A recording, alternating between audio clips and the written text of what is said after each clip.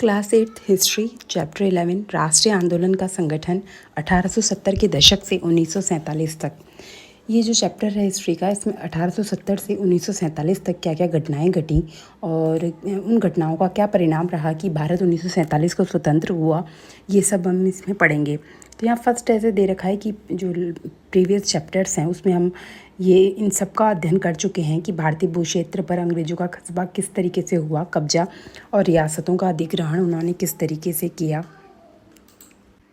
नए नए कानून वो किस तरीके से लाए, प्रशासकीय संस्थाओं की उन्होंने शुरुआत किस तरीके से करी, किसानों और आदिवासियों की ज़िंदगी में इस औपनिवेशिक का जो शासन है उसके कारण किस तरीके से बदलाव आया और 19वीं सदी में शैक्षणिक बदलाव किस तरीके से आए, महिलाओं की स्थिति से संबंधित वादविवाद भी हमने पढ़ा है, जाति व्यवस्थाओं को किस तरीके से चुनौतियाँ दी गई, सामाजिक एवं धार्मिक सुधार किस तरीके से हुआ, 1857 का विद्रोह और उसके बाद की स्थिति, हस्तकलाओं का पतन और उद्योगों का विकास, ये सब हमने पढ़ा। तो ऐसा क्यों था कि हर वर्ग जो था वो ब्रिटिश शासन से असंतुष्ट था और उसके क्या कारण थे। तो यहाँ बता रखा है कि भाई और वो जो असंतुष्टि है वो किस तरीके से राष्ट्रवाद के उदय का कारण बनी, वो सब यहाँ बता रखा है। तो पहला टॉपिक है राष्ट्रवाद का उदय, द इमर्जेंस ऑफ नेशनलिज्म। देखिए, ब्रिटिश शासन की नीतियों से जो किसान, आदिवासी, कारीगर, महिलाएं और अन्य वर्ग असंतुष्ट थे। लोगों में ये भावना विकसित हो गई कि जो भारत है वो भारतीयों का है और उसके संसाधनों पर भारतीयों का ही अधिकार होना चाहिए। ब्रिटिश नियंत्रण समाप्त किए बिना भारत का विकास संभव नहीं है। 1850 के बाद में फिर जो कई राजनीतिक संगठन हुए उसमें ये जो राष्ट्रीय चेतना है उसे बढ़ावा मिला और कई प्रमुख संगठन जैसे पूना सार्वजनिक सभा, इंडियन एसोसिएशन, मद्रास महाजन सभा, बॉम्बे रेजिडेंसी एसोसिएशन, भारतीय राष्ट्रीय कांग्रेस, ये जो सब जो संगठन थे, इन संगठनों का उद्देश्य पूरे भारत के लोगों की हितों की रक्षा करना था। वे मानते थे कि जो सत्ता है वो जनता के हाथों में होनी चाहिए। और यहाँ एक वर्ड काम में आया है, संप्रभु, सोवरेन। तो the capacity to act independently without outside interference, बाहरी हस्तक्षेप के बिना स्वतंत्र रूप से कदम उठाने की जो क्षमता है वो संप्रभु कहलाती है। यानी ये जो संगठन थे, ये विभिन्न तरह के संगठन, ये चाहते थे कि जो भारत के लोग हैं वो संप्रभु हो। फिर बाद में क्या हुआ कि 1870 और 1880 के दशकों में ब्रिटिश शासन के प्रति जो असंतोष था ये और ज़्यादा गहरा हुआ और कुछ इस तरह की घटनाएं हुई जिसने इस असंतोष को और अधिक बढ़ावा दिया। जैसे 1878 में जो ब्रिटिश सरकार है उसने आर्म्स एक्ट पारित करा। इस आर्म्स एक्ट के तहत भारतीयों को हथियार रखने से रोका गया। फिर 1878 में ही इन्होंने क्या है वर्नाकुलर एक्ट वो पास कर दिया, जिससे सरकार विरोधी समाचार पत्रों पर नियंत्रण लगाया गया। फिर 1883 में इल्बर्ट बिल कंट्रोवर्सी हुई। इस बिल में क्या था कि भारतीय न्यायाधीशों को यूरोपियनों पर मुकदमा चलाने का अधिकार देने का प्रस्ताव था, परंतु अंग्रेजों के विरोध के कारण यह बिल वापस लेना पड़ा। इससे भारतीयों में ब्रिटिशों के नस्लीय भेदभाव के प्रति आक्रोश बढ़ा। तो ये सब 1878 का आर्म्स एक्ट हो गया, 1878 का वर्नाकुलर प्रेस एक्ट हो गया, 1883 में इल्बर्ट बिल कंट्रोवर्सी हुई। इन सब ने मिलकर जो भारतीय जनता के असंतोष को और अधिक बढ़ावा दिया। फिर जो भारतीय राष्ट्रीय कांग्रेस है उसकी 1880 से ही क्या हुआ, जो पढ़े लिखे भारतीयों के एक अखिल भारतीय संगठन की ज़रूरत महसूस की जाने लगी। तो जो दिसंबर 1885 में देश भर के पढ़े लिखे 72 प्रतिनिधियों ने बम्बई में सभा करके इंडियन नेशनल कांग्रेस की स्थापना करी। तो इसके जो प्रारंभिक प्रमुख नेताओं में से, जो भारतीय राष्ट्रीय कांग्रेस के जो प्रारंभिक प्रमुख नेता थे उनमें से हैं दादा भाई नौरोजी, फिरोज शाह मेहता, बदरुद्दीन तैयब, WC बनर्जी, सुरेंद्रनाथ बनर्जी, सोमेश चंद्र दत्त, S सुब्रमण्यम अय्यर एवं अन्य। अधिकतर मुंबई और कलकत्ता के ही निवासी थे। सेवानिवृत्त ब्रिटिश अफसर थे A.O. ह्यूम। इन्होंने भी विभिन्न क्षेत्रों के भारतीयों को एक मंच पे लाने में महत्वपूर्ण भूमिका करी। यहाँ पे ये दादा भाई नौरोजी के बारे में बता रखा है। इनकी जो पुस्तक थी ये poverty and un British rule in India, इसमें इन्होंने ब्रिटिश शासन के आर्थिक परिणामों की बहुत तीखी आलोचना करी थी। ये प्रचारक थे, प्रचारक पब्लिसिस्ट, यानी एक ऐसा व्यक्ति जो सूचनाओं के प्रसार, रिपोर्ट्स, बैठकों में भाषण आदि के जरिए किसी खास विचार का प्रचार प्रसार करता है। ये कुछ टाइम तक ब्रिटिश संसद के सदस्य भी रहे हैं और व्यवसायी थे। तो ये दादा भाई नौरोजी भारतीय राष्ट्रीय कांग्रेस के प्रमुख नेताओं में से, प्रारंभिक प्रमुख नेताओं में से एक थे। काफ़ी पढ़े लिखे विद्वान व्यक्ति थे। फिर नेक्स्ट टॉपिक है उभरता हुआ राष्ट्र, a nation in the making. देखिए, पहले 20 वर्षों में जो कांग्रेस के नेता थे वो उदारवादी कहलाए, और यहाँ पे उसके लिए वर्ड यूज़ किया मध्य मार्गी यानी मॉडरेट्स।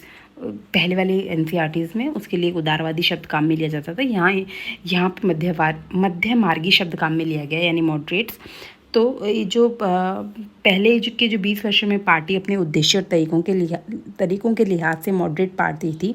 वे विधान परिषद, देखो शुरुआती जो कांग्रेस की थी वो क्या मांगी थी वो हम पढ़ेंगे। तो देखिए, वे विधान परिषदों यानी लेजिस्लेटिव काउंसिल्स को भारतीयों के लिए अधिक प्रतिनिधित्व वाली और शक्तिशाली बनाना चाहते थे, कि भारतीयों को उसमें अधिक अधिकार दिए जाएं। उन्हें सरकारी पदों पर भारतीयों की नियुक्ति की मांग करी कांग्रेस ने। सिविल सेवा जो परीक्षा है वो लंदन के साथ साथ भारत में भी कराने की उन्होंने मांग करी। कुछ कांग्रेस के देखिए कार्य, जो प्रारंभिक जो वर्षों में कांग्रेस के क्या कार्य रहे, तो देखिए नस्लीय भेदभाव के खिलाफ उनका संघर्ष रहा। उन्होंने शासन व्यवस्था के भारतीयकरण की मांग करी। महत्वपूर्ण सरकारी पदों पर केवल अंग्रेजों का कब्जा था। अंग्रेज जो थे वो भारतीयों को जिम्मेदार पदों के योग्य नहीं मानते थे। तो कांग्रेस का ये मानना था कि जो प्रशासन का अगर भारतीयकरण होगा तो उससे जो धन के जो इंग्लैंड जाने की जो कम करने की उम्मीद है, और उससे जो भारत की जो आर्थिक स्थिति है वो सुधरेगी। कुछ कांग्रेस की कुछ अन्य मांगे ये थी कि जो न्यायपालिका है उसे कार्यपालिका से अलग किया जाए, आर्म्स एक्ट को समाप्त किया जाए और भाषण और अभिव्यक्ति की स्वतंत्रता प्रदान की जाए। आर्थिक मुद्दे थे। आर्थिक मुद्दों में ये था कि शुरुआती सालों में कांग्रेस ने कई आर्थिक मुद्दे भी उठाए। उसने ब्रिटिश शासन को गरीबी और अकाल का कारण बताया। अधिक भूमि राजस्व से किसान और जमींदार गरीब हुए हैं, इसका कारण कांग्रेस ने अंग्रेजों को माना। यूरोप को अनाज निर्यात करने से खाद्यान्न संकट पैदा हुआ है, ऐसा कांग्रेस मानती थी। भूमि पर कर कम करने की मांग करी। सैन्य खर्च घटाने और सिंचाई पर अधिक खर्च की मांग करी। नमक कर, विदेशों में भारतीय मजदूरों की स्थिति और वनवासियों की समस्याओं को उठाया। अब देखिए, जो मध्यमार्गी जो नेता थे, जो यानी उदारवादी नेता भी हम कह सकते हैं, इनके जो इन्होंने क्या क्या कार्य करे, तो इन्होंने समाचार पत्रों और लेखों के माध्यम से जनता को जागरूक करा। भाषणों द्वारा इन्होंने ब्रिटिश शासन की आलोचना करी। देश भर में जनमत तैयार करने का इन्होंने प्रयास करा। और एक कांग्रेस का जो विश्वास था, जो शुरुआती जो लीडर्स थे उनका ये था कि अंग्रेज न्याय और स्वतंत्रता के आदर्शों का सम्मान करेंगे और भारतीयों की उचित मांगें स्वीकार करेंगे। लिहाजा कांग्रेस का मानना था कि सरकार को भारतीयों की भावना से अवगत कराया जाना चाहिए। यानी कांग्रेस ये तो मान रही थी कि जो भारतीयों की जो ये स्थिति है, जो उसके जिम्मेदार ब्रिटिश लोग हैं, ब्रिटिश सरकार है। लेकिन ब्रिटिश सरकार चूँकि न्याय और समानता के आदर्शों का पालन करती है, तो यदि हम हमारी स्थिति लॉजिकल अगर उन्हें बताएंगे तो वो हमारी इसको स्वीकार करेंगे और इसका समाधान ढूंढने का प्रयास करेंगे। जो कि बाद में जो अलग तरह के जो नेता हैं उन्होंने इसको गलत ठहराया कि वो किसी भी तरह का आपका सहयोग नहीं करेंगे। तो इसी तरीके से जो नेक्स्ट टॉपिक है, स्वतंत्रता हमारा जन्मसिद्ध अधिकार है, freedom is our birth right. तो जो इसमें से उग्रवादी जो नेता आए,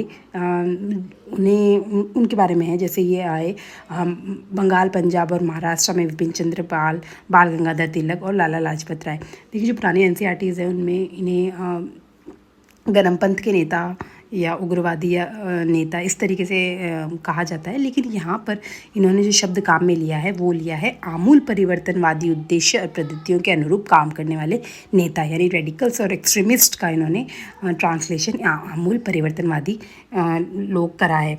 तो देखिए, जो इनका 1885 में कांग्रेस की स्थापना हो गई थी। तो 1890 का दशक आते आते यानी 1890 के दशक से ही कई जो भारतीय नेता थे वो कांग्रेस की जो नरमपंथी यानी मॉडरेट नीतियों की, निवेदन की जो राजनीति थी उसकी आलोचना करते थे। उनका मानना था कि जो केवल प्रार्थनाएं और याचिकाएं देकर अंग्रेजों से अधिकार प्राप्त नहीं किए जा सकते हैं। तो जो प्रमुख जो नेता थे, जो रेडिकल्स एक्सट्रीमिस्ट जो नेता थे, वो बाल गंगाधर तिलक, विपिन चंद्र पाल और लाला लाजपत राय जैसे कुछ थे। तो उसमें जो स्वराज प्राप्त करना उन लोगों का मुख्य लक्ष्य था। वे स्वावलंबन और जनशक्ति में विश्वास करते थे।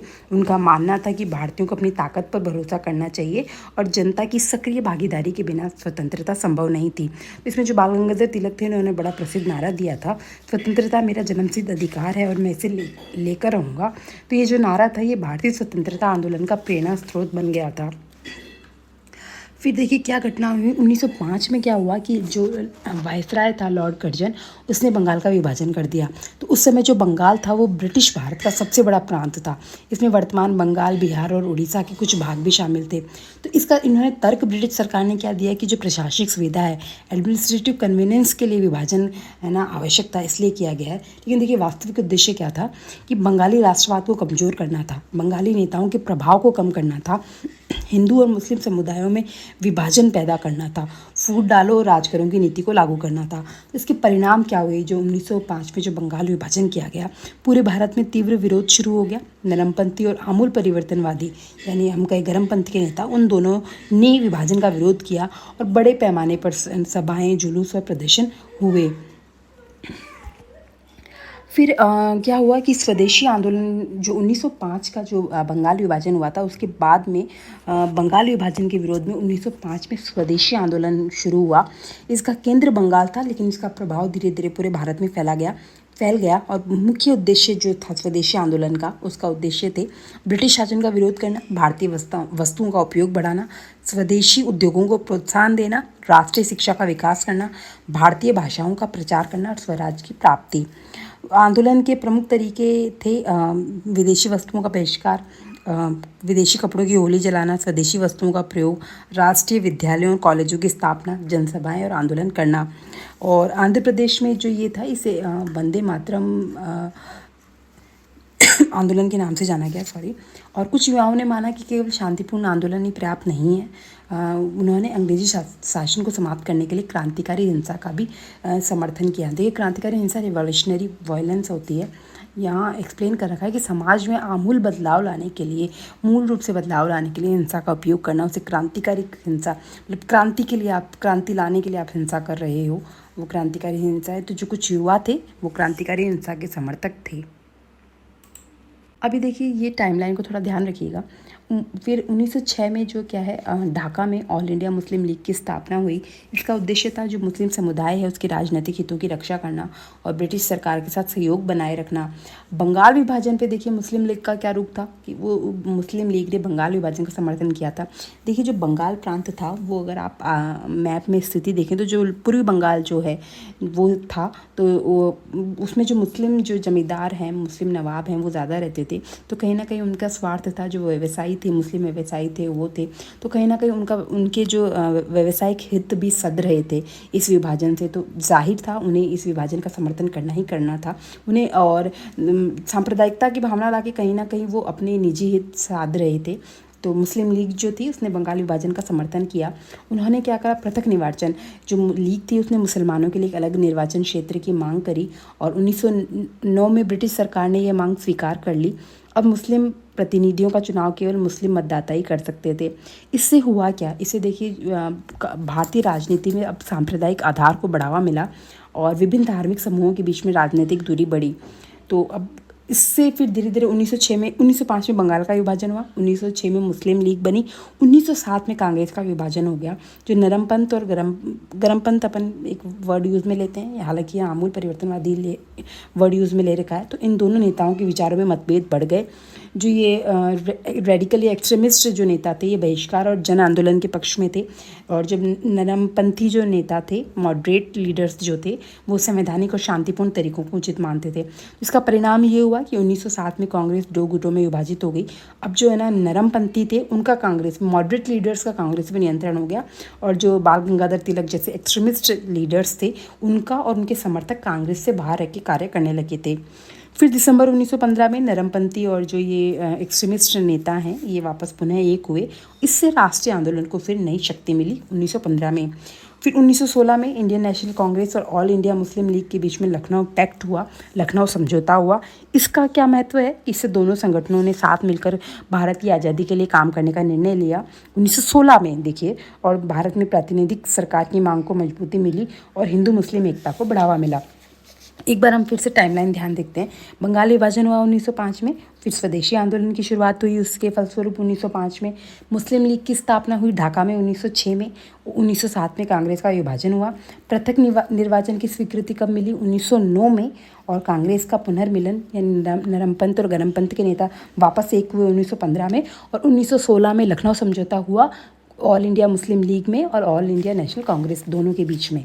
अब देखिए, नेक्स्ट टॉपिक है जन राष्ट्रवाद का उदय, the growth of mass nationalism. क्या हुआ कि 1919 के बाद में 1916 में लखनऊ समझौता हो गया था। भारतीय जो आंदोलन था आज़ादी के लिए, उसको बड़ी एक शक्ति मिली। तो 1919 के बाद में जो स्वतंत्रता संग्राम था, एक जन आंदोलन, मास मूवमेंट बन गया। इससे में बड़ी संख्या में किसान, आदिवासी, छात्र, महिलाएं, मजदूर, व्यापारी वर्ग शामिल होने लगे। अब प्रथम विश्व युद्ध आ गया 1914 से 1918, तो इसका प्रभाव क्या हुआ? देखिए आर्थिक प्रभाव तो क्या हुआ कि युद्ध के कारण जो है सरकार का रक्षा खर्च बहुत बढ़ गया था। सरकार ने आयकर और व्यापारिक करों में वृद्धि कर दी। युद्ध सामग्री की मांग बढ़ने से वस्तुओं के दाम तेजी से बढ़े, तो महंगाई के कारण आम जनता को कठिनाइयों का सामना करना पड़ा। ये तो आर्थिक प्रभाव थे। इससे लेकिन क्या व्यापारियों को लाभ हुआ? वो क्या था? विदेशी वस्तुओं के आयात में कमी आई, भारतीय उद्योगों का विस्तार हुआ, जूट कपड़ा और रेल सामग्री की मांग बढ़ी, भारतीय व्यापारियों और उद्योगपतियों को भारी लाभ हुआ। हमने प्रीवियस के चैप्टर्स में पढ़ा है कि जो जूता बनाने वाले थे उन्हें बड़ा लाभ हुआ, जो लोह उद्योग था उन्हें, कपड़ा उद्योग फैल रहा था क्योंकि वहाँ ब्रिटिश से जो आयात है वो बंद हो गया था, तो उन्होंने उद्योगों के विकास के लिए अधिक अवसरों की मांग करी, जो व्यवसायी थे उन्होंने। तीसरा क्या इम्पैक्ट हुआ प्रथम विश्व युद्ध का? सेना का विस्तार हुआ। ब्रिटिश सरकार ने सेना का आकार बढ़ाया और गांवों पर सैनिक भर्ती का दबाव डाला जाने लगा। हजारों भारतीय सैनिकों को विदेश भेजने लगे। इससे अब जो सैनिकों पे क्या प्रभाव पड़ा? जो युद्ध से लौटे सैनिक थे उन्होंने एशिया और अफ्रीका में औपनिवेशिक शोषण को देखा, तो उनमें क्या है, ब्रिटिश शासन के प्रति विरोध की भावना बढ़ी और फिर इसका रिजल्ट ये हुआ कि वे भी अब राष्ट्रीय आंदोलन में जुड़ने लगे। यानी धीरे धीरे कहने का मतलब है कि किस तरीके से जो आम आदमी हैं, किसान हैं, गरीब लोग हैं, सैनिक हैं, वो किस तरीके से इस राष्ट्रीय आंदोलन में शामिल हुए, तो वो सब बता रखा है। इसी बीच में क्या हुआ कि 1917 में रशियन रिवॉल्यूशन हुआ, रूसी क्रांति हुई, किसानों और मजदूरों के संघर्ष की खबरें भारत भी पहुंची, समाजवाद सोशलिज्म के विचारों का प्रचार प्रसार हुआ और भारतीय राष्ट्रवादियों को स्वतंत्रता संघर्ष के लिए एक नई प्रेरणा मिली। तो इसका निष्कर्ष ये है कि प्रथम विश्व युद्ध, बढ़ती महंगाई, सैनिकों के अनुभव और 1917 की रूसी क्रांति ने भारत में जन राष्ट्रवाद के विकास को गति प्रदान करी। अब देखिए यहाँ महात्मा गांधी का आगमन, the advent of Mahatma Gandhi. इसमें यहाँ साइड में पहले हम देख लेते हैं कि 1895 में जो महात्मा गांधी हैं वो डरबन दक्षिण अफ्रीका में नस्लीय भेदभाव के खिलाफ नटाल कांग्रेस का गठन कर चुके थे। ये एक छायाचित्र है। इसमें यहाँ इधर सेकेंड लाइन में एकदम बीच में महात्मा गांधी खड़े हैं। अब देखिए महात्मा गांधी का इस पूरे जो परिप्रेक्ष्य, इस पूरे सीन में कैसे आगमन हुआ उसका हम टाइमलाइन देखते हैं। तो देखिए जो महात्मा गांधी है 1915 में 46 वर्ष की उम्र में दक्षिण अफ्रीका से भारत लौटे थे। दक्षिण अफ्रीका में उन्होंने नस्लीय भेदभाव के विरुद्ध हिंसक आंदोलन का नेतृत्व किया था और वहीं पर वो एक प्रसिद्ध और सम्मानित अंतर्राष्ट्रीय नेता बन चुके थे। तो जो दक्षिण अफ्रीका का अनुभव था कि उसमें उनको बड़ा एक्सपोजर मिला था। उन्होंने विभिन्न समुदाय के लोगों के साथ कार्य करा, जैसे हिंदू हैं, मुस्लिम हैं, पारसी हैं, ईसाई हैं। विभिन्न क्षेत्रों के भारतीयों से संपर्क बनाया, गुजराती, तमिल, उत्तर भारतीय, व्यापारी, वकील और मजदूर वर्ग के साथ काम करने का अनुभव प्राप्त किया। ये वहाँ उनके दक्षिण अफ्रीका में रहते उनका जो कार्य था। भारत में उन्होंने प्रारंभिक कार्य क्या करा? भारत आने के बाद गांधी जी ने 1 वर्ष तक पूरे देश का भ्रमण करा। उन्होंने लोगों की समस्याएं और देश की परिस्थितियों को समझा। तो फिर जो प्रमुख आंदोलन गांधी जी ने, शुरुआती जो प्रमुख आंदोलन थे गांधी जी के, वो थे चंपारण आंदोलन, खेड़ा आंदोलन और अहमदाबाद मिल मजदूर आंदोलन 1918। चंपारण आंदोलन था, बिहार के चंपारण में किसानों की समस्याओं के लिए संघर्ष करा था। यहाँ उनकी मुलाकात राजेंद्र प्रसाद से हुई। खेड़ा आंदोलन था, गुजरात के खेड़ा में किसानों को कर में राहत दिलाने के लिए आंदोलन किया गया था। और अहमदाबाद की कपड़ा मिल मजदूरों की हड़ताल का नेतृत्व भी महात्मा गांधी ने करा। यह आंदोलन सफल रहा और यहाँ गांधी जी के साथ वल्लभ भाई पटेल जुड़े। तो इसलिए 1915 में भारत लौटने के बाद महात्मा गांधी ने चंपारण, खेड़ा और अहमदाबाद आंदोलनों के माध्यम से जनता के रूप में अपनी पहचान बनाई और वहाँ से फिर महात्मा गांधी प्रसिद्ध होना स्टार्ट हो गए थे। एक जन नेता के रूप में उनकी पहचान बन गई थी। अब देखिए, अब रॉलेट सत्याग्रह है। रॉलेट सत्याग्रह क्या था? देखिए रॉलेट एक्ट 1919, इसमें ब्रिटिश सरकार ने रॉलेट एक्ट पारित करा। इस कानून ने लोगों की मौलिक स्वतंत्रताओं, विशेषकर अभिव्यक्ति की स्वतंत्रता पर प्रतिबंध लगाया। पुलिस को अधिक शक्तियां प्रदान करी गई, बिना वारंट के वो आपको जेल में डाल सकती थी। भारतीय नेताओं ने इसे अन्यायपूर्ण और दमनकारी कानून माना। तो फिर गांधी जी का विरोध था कि गांधी जी ने 6 अप्रैल 1919 को अहिंसक विरोध दिवस, a day of non violent opposition के रूप में इसे घोषित करा। लोगों से अपील करी कि वो हड़ताल करें, शांतिपूर्ण विरोध करें और आंदोलन चलाने के लिए जो सत्याग्रह सभाओं का गठन किया गया। तो जो रॉलेट सत्याग्रह का महत्व क्यों है हिस्ट्री में? देखिए ये ब्रिटिश शासन के विरुद्ध पहला अखिल भारतीय आंदोलन, ऑल इंडिया था, जिसमें गांधी जी आ चुके थे। स्वदेशी आंदोलन जो 1905 में था उसमें गांधी जी की अभी प्रेजेंस नहीं आई थी। अब सीन में जो ये सत्याग्रह, जो रॉलेट जो सत्याग्रह हुआ था, इसमें गांधी जी जन नेता के रूप में अपनी छवि बना चुके थे। आंदोलन हालांकि मुख्यतः शहरों तक सीमित रहा, लेकिन फिर भी देश भर में हड़तालें और प्रदर्शन हुए। इसी बीच में क्या हुआ, 1919 में ब्रिटिश सरकार ने इस आंदोलन को दबाने के लिए कठोर कदम उठाए। 13 अप्रैल 1919 को बैसाखी के दिन अमृतसर के जलियांवाला बाग नरसंहार में जनरल जो डायर था उसने निहत्थी भीड़ पर गोली चलाई। सैकड़ों लोग मारे गए और अनेक घायल हुए। तो इसके विरोध में जो रविंद्रनाथ टैगोर थे उन्होंने अपनी जो नाइटहुड की उपाधि थी वो वापस कर दी। तो इससे जो रॉलेट सत्याग्रह के दौरान जो हिंदू और मुस्लिम थे दोनों ने ही मिलकर आंदोलन में भाग लिया था। गांधी जी ने धार्मिक एकता पर विशेष जोर दिया था। उनका मानना है कि जो भारत था वो सभी धर्मों के लोगों का देश है। वे चाहते थे कि सभी समुदाय एक दूसरे के न्यायपूर्ण संघर्षों का समर्थन करें। तो देखिए रॉलेट एक्ट के विरोध में कहने का मतलब है, कंक्लूजन ये है रॉलेट एक्ट के विरोध में 1919 का रॉलेट सत्याग्रह भारत का पहला अखिल भारतीय जन आंदोलन था जिसने राष्ट्रीय चेतना और हिंदू मुस्लिम एकता को मजबूत करा। यहाँ पे एक वर्ड है कि भाई रविंद्रनाथ टैगोर ने अपनी नाइटहुड की उपाधि वापस कर दी। तो देखिए नाइटहुड की उपाधि क्या होती है, ब्रिटिश राजा या रानी की तरफ से किसी व्यक्ति की अप्रतिम व्यक्तिगत सफलताओं या जन सेवा के लिए दी जाने वाली उपाधि। खिलाफत आंदोलन और असहयोग आंदोलन, खिलाफत agitation and non cooperation movement. अब देखिए 1920 में ब्रिटिश सरकार ने क्या हुआ, तुर्की के जो खलीफा थे उन पे कठोर संधि लागू करी और भारतीय मुसलमान इससे बहुत नाराज हुए। वे चाहते थे कि जो खलीफा हैं उनका मुस्लिम पवित्र स्थलों पर नियंत्रण बना रहे। और खिलाफत आंदोलन के प्रमुख नेता थे मोहम्मद अली और शौकत अली। तो महात्मा गांधी जो थे उन्होंने खिलाफत आंदोलन का समर्थन करा। उन्होंने कांग्रेस से अपील करी कि जलियांवाला बाग हत्याकांड का विरोध करा जाए और खिलाफत के मामले में हुए अन्याय का विरोध करा जाए, स्वराज की मांग करी जाए। तो जो इसके फलस्वरूप जो हुआ असहयोग आंदोलन हुआ। तो 1920 में कांग्रेस ने असहयोग आंदोलन शुरू करा। इसका उद्देश्य ब्रिटिश शासन के साथ सहयोग समाप्त करना था और 1921 से 22 में यह आंदोलन पूरे देश में तेजी से फैल गया। ये पूरा था। असहयोग आंदोलन के जो प्रमुख कार्यक्रम थे वो क्या हुए थे, शिक्षा का बहिष्कार करा। हजारों छात्रों ने सरकारी स्कूल और कॉलेज छोड़ दिए। वकालत का बहिष्कार, कई प्रसिद्ध वकील थे उन्होंने अपनी वकालत छोड़ दी, जैसे मोतीलाल नेहरू, चित्तरंजन दास, सी राजगोपालचारी, आसिफ अली आदि। सरकारी संस्थाओं का बहिष्कार, लोगों ने विधान परिषदों का बहिष्कार करा। ब्रिटिश सरकार द्वारा दी गई उपाधियां वापस लौटा दी गई। विदेशी वस्तुओं का बहिष्कार, विदेशी कपड़ों की सार्वजनिक होली जलाई गई। 1920 से 1922 के बीच में विदेशी कपड़ों का आयात बहुत कम हो गया था। ये बुरी टाइमलाइन है। इस आंदोलन का प्रभाव क्या हुआ कि एक जो असहयोग आंदोलन था एक विशाल जन आंदोलन बन गया। देश के विभिन्न वर्गों ने इसमें भाग लिया। ब्रिटिश शासन के खिलाफ जनता का असंतोष बढ़ गया। कई क्षेत्रों में विद्रोह जैसी स्थिति उत्पन्न हो गई। तो देखिए जो खिलाफत आंदोलन और असहयोग आंदोलन था इसने हिंदू मुस्लिम एकता को मजबूत करा और ब्रिटिश शासन के विरुद्ध जन आंदोलन को नई ऊंचाइयों तक पहुंचाया। फिर नेक्स्ट है लोगों की पहलकदमी, पीपल्स इनिशिएटिव। देखिए क्या है कि गांधी जी के प्रति जनता की क्या धारणा थी कि जो अब तक जो आम लोग हैं वो महात्मा गांधी को मसीहा या उद्धारकर्ता मानते थे। लोगों का विश्वास था कि गांधी जी उनकी गरीबी, दुख और समस्याओं को भी दूर करेंगे।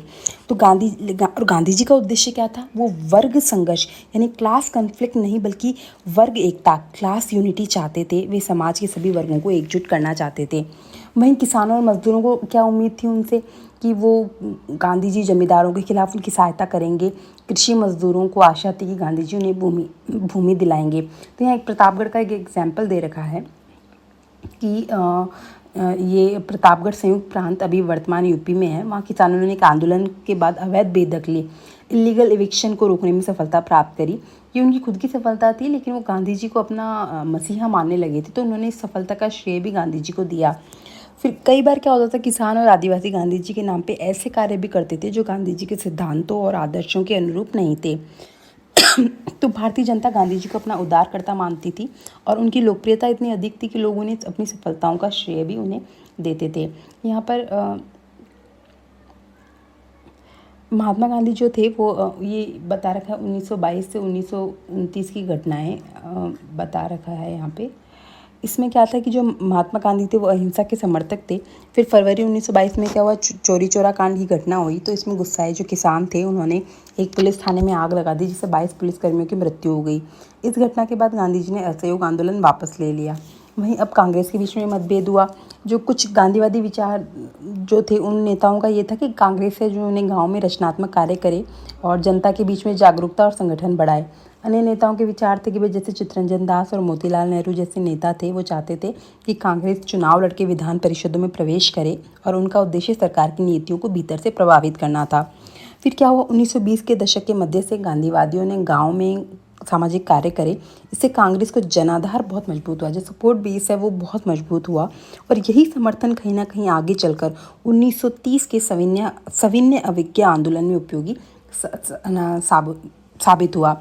ये 1922 से 1929 की घटनाएं पढ़ रहे हैं, तो इसी बीच में कुछ महत्वपूर्ण संगठन भी बने। तो राष्ट्रीय स्वयंसेवक संघ RSS की स्थापना 1925 में हुई। ये एक मुख्य रूप से हिंदू संगठन था। वहीं भारतीय कम्युनिस्ट पार्टी CPI की गठन भी इसी काल में हुआ था। ये समाजवादी और साम्यवादी विचारों से प्रभावित थी। जो भगत सिंह थे वो भी इसी काल के प्रमुख क्रांतिकारी नेता थे। उन्होंने ब्रिटिश शासन के विरुद्ध क्रांतिकारी गतिविधियों का नेतृत्व किया था। यहाँ साइड में छायाचित्र है चित्तरंजन दास का। ये एक मुख्य नेता थे, पूर्वी बंगाल में वकील थे, असहयोग आंदोलन में काफ़ी सक्रिय रहे हैं। ये छायाचित्र है साइमन कोबैक का विरोध करने के लिए जो जनसैलाब था वो उसका एक चित्र है। यहाँ भगत सिंह के बारे में बता रखा है। इन्होंने 1928 में चंद्रशेखर आज़ाद, सुखदेव, अन्य क्रांतिकारी राष्ट्रवादियों के साथ मिलकर 1928 में दिल्ली स्थित फिरोजशाह कोटला में हिंदुस्तान सोशलिस्ट रिपब्लिक एसोसिएशन की स्थापना करी। और इन्होंने 17 दिसंबर 1928 को लाला लाजपत राय पे लाठीचार्ज करने वाले सैंडर्स नामक पुलिस अफसर की हत्या करी थी, जिससे लाजपत राय की मृत्यु हो गई थी। वहीं उन्होंने 8 अप्रैल 1929 को केंद्रीय विधान परिषद में बम फेंका था। उन्होंने कहा था बहरे कानों को सुनाने के लिए धमाके की ज़रूरत होती है, इनकलाब जिंदाबाद। और इसके परिणाम स्वरूप भगत सिंह, सुखदेव और राजगुरु को 23 मार्च 1931 को फांसी पर चढ़ा दिया गया। उस समय भगत सिंह की आयु सिर्फ 23 साल थी।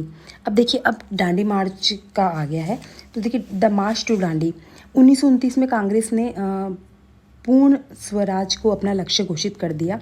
गांधी जी का मानना था कि स्वतंत्रता संघर्ष के बिना प्राप्त नहीं होगी, तो महात्मा गांधी ने 1930 में नमक कानून तोड़ने का निर्णय लिया।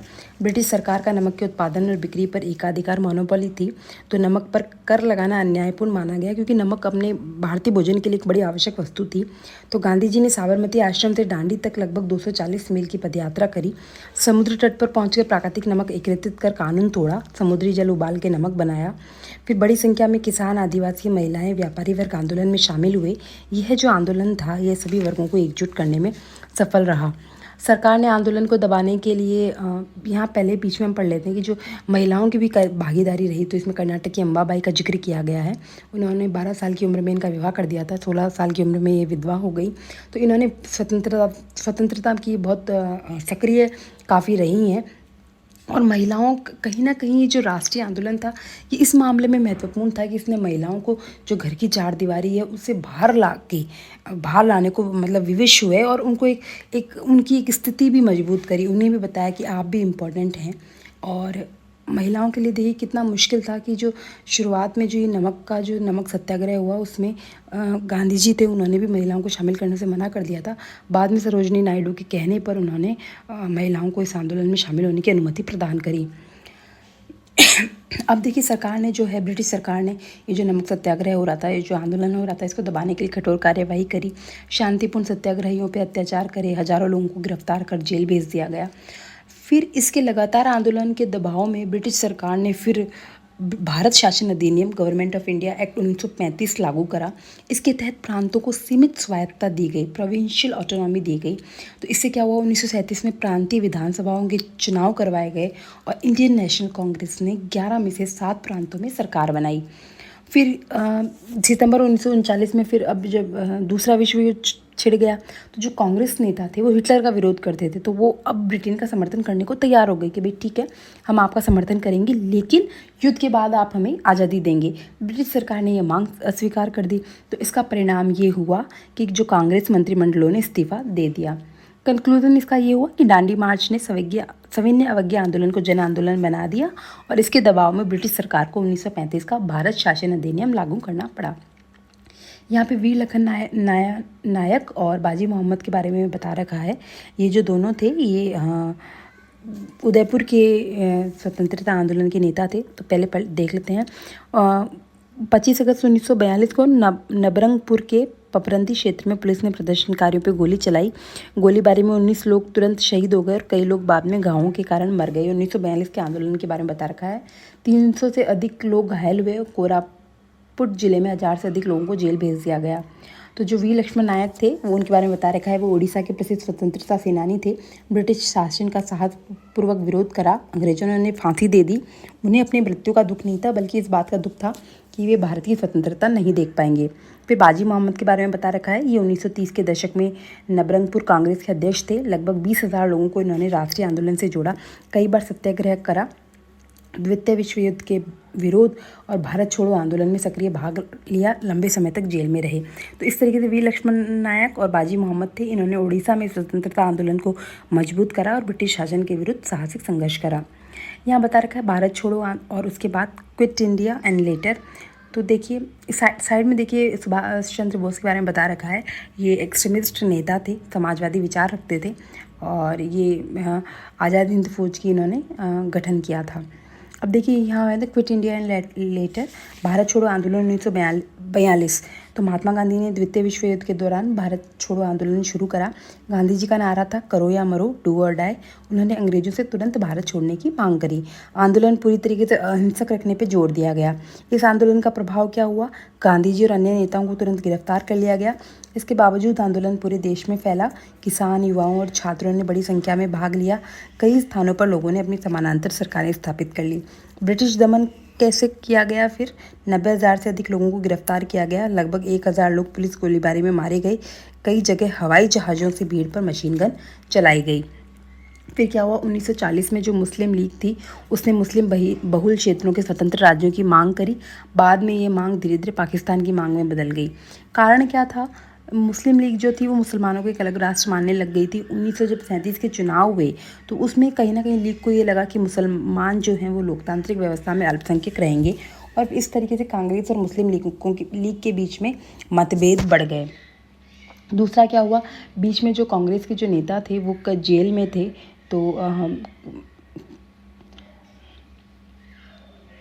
तो कोई जो 40 के दशक में शुरुआती सालों में कांग्रेस के ज़्यादातर नेता जेल में थे, तो उस समय लीग का अपना प्रभाव काफ़ी बढ़ा।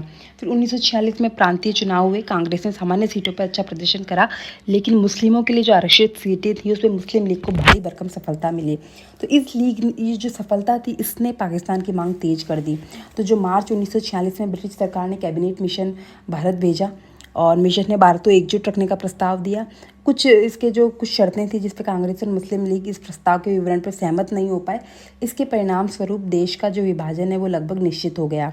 फिर जो पाकिस्तान के मांग के लिए मुस्लिम लीग ने 16 अगस्त 1946 को प्रत्यक्ष कार्यवाही दिवस डायरेक्ट एक्शन डे मनाने की घोषणा करी, जिससे कलकत्ता में भयंकर दंगे हुए। ये आज़ादी से जस्ट एक साल पहले 16 अगस्त 1946 को हज़ारों लोग मारे गए। बाद में ये हिंसा धीरे धीरे उत्तर भारत के कई क्षेत्रों में फैल गई।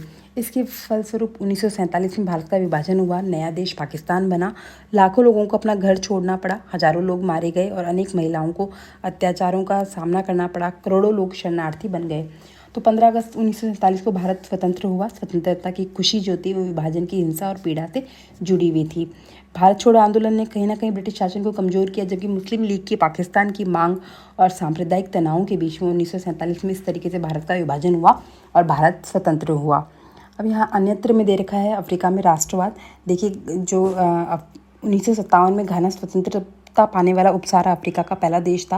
पहले उसे गोल्ड कोस्ट के नाम से जाना जाता था। वहाँ स्वतंत्रता के प्रमुख नेता क्वामे नक्रूमा रहे। 1951 में कन्वेंशन पीपुल्स पार्टी थी, वो चुनाव में ज़बरदस्त सफलता मिली और उन्होंने भारत के रेफरेंस में बता रखा है कि जिस तरीके से भारत में आंदोलन हुआ, घाना में भी जो पूर्वी जो सहारा था उसका देश घाना था, उसने भी संघर्ष करके अपनी सफलता प्राप्त करी।